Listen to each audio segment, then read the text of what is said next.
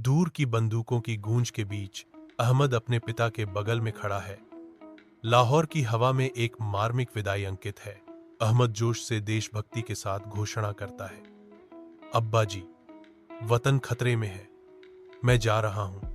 अगर वापस न आया तो ये सब्ज हिलाली परचम मेरे कफन पर होना चाहिए। पिता की आंखें बिना आंसू के चमकती हैं, क्योंकि वह चुपचाप अपने बेटे की महान प्रस्थान को स्वीकार करते हैं।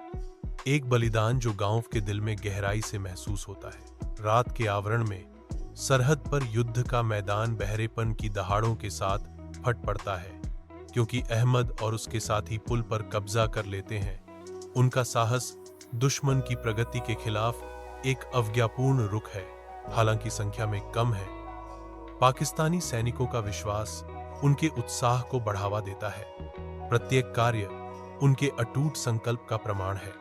युद्ध के अराजकता के बीच एक विस्फोट अहमद को झकझोर देता है, फिर भी उसकी आत्मा अटूट रहती है, क्योंकि वह आगे बढ़ता है, चोट से विचलित नहीं होता। सुबह का सूरज सरहद पर उगता है, सुनहरी रोशनी बिखेरता है, जैसे पाकिस्तानी झंडा ऊंचा लहराता है। अहमद जमीन पर बेसुध पड़ा है, उसका चेहरा शांत है, क्योंकि दुश्मन पीछे हट जाता है। शहीद अहमद ने अपना वादा पूरा कर दिया, उसका खून इस धरती के नाम है, एक सैनिक घोषणा करता है।